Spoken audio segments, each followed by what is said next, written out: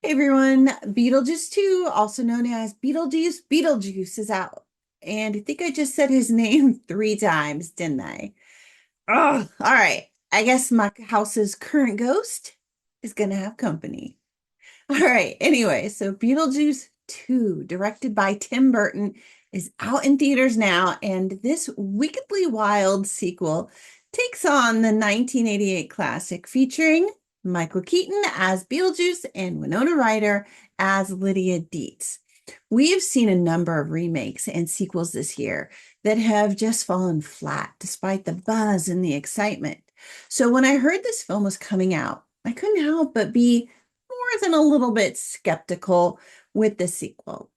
However, with Tim Burton, a great cast, and a unique style that is clearly part of the Beetlejuice world, they have a great chance of hitting box office gold, which means this film's success will either live or die on the quality of the dialogue and the story.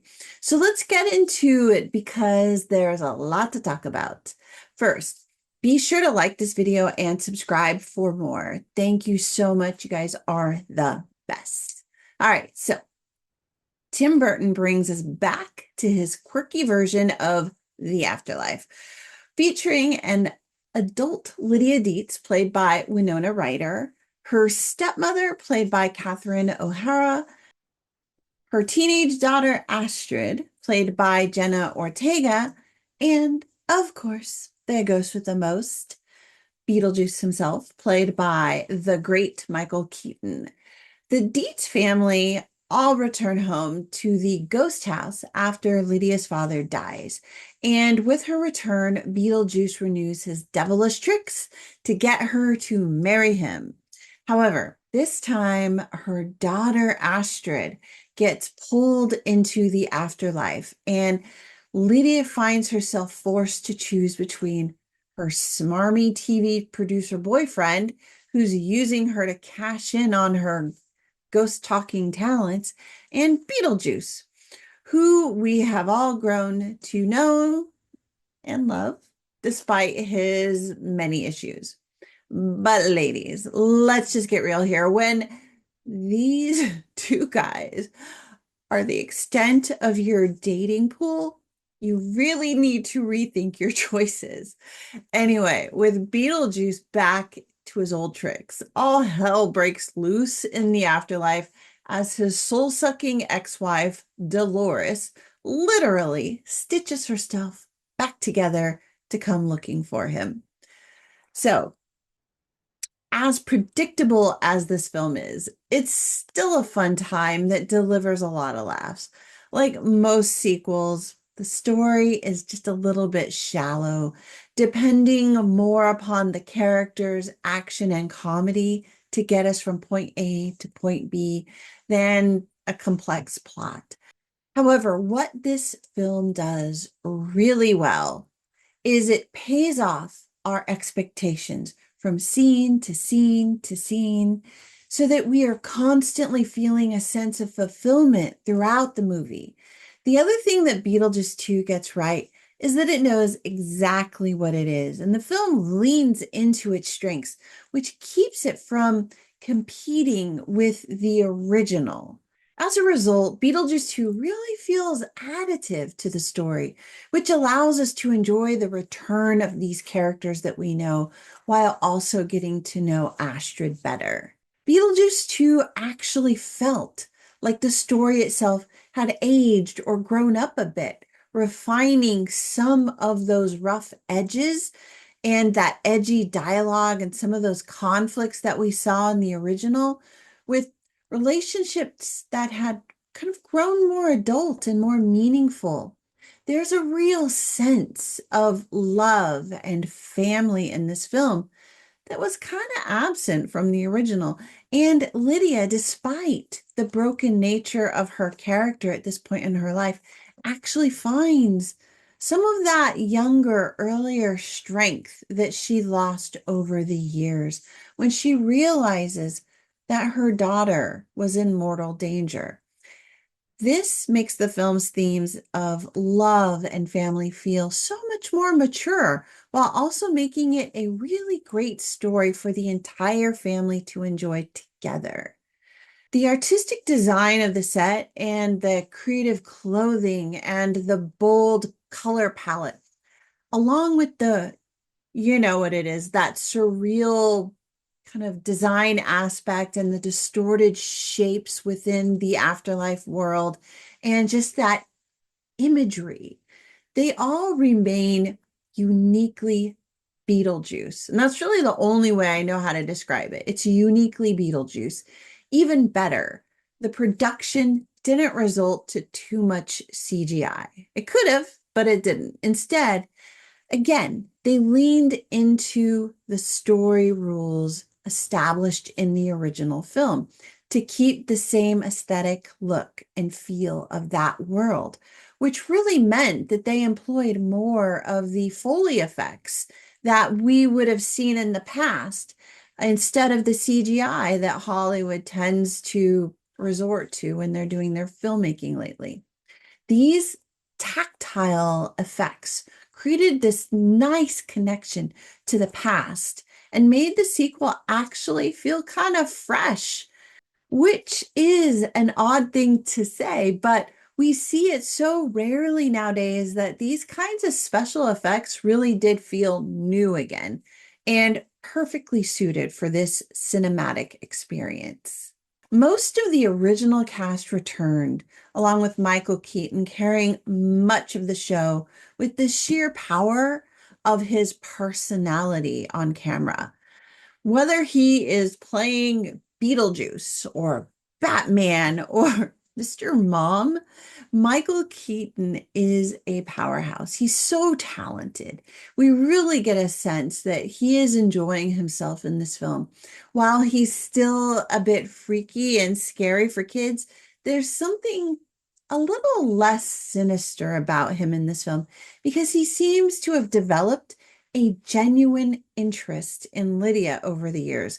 And when you see the difference between his ex, Dolores, and the hidden steely spine of Lydia, or I should say older Lydia, you can see why she's especially interesting to him.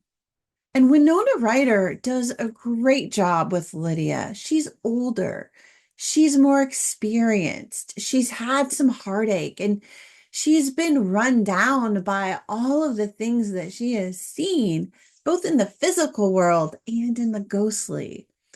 Even though we can feel the age and experience that Lydia is carrying with her, there is still something just kind of sweet and hopeful about Lydia that I think speaks more to Winona Ryder as a person than as an actress. And it is really nice how that just kind of bleeds through into this character. As a result, there seems to be an almost natural connection between Winona and Jenna Ortega that carries over into the film and it's just tangible on screen. Jenna Ortega is a great actress and she seems to be picking the right roles for her where she is in her career.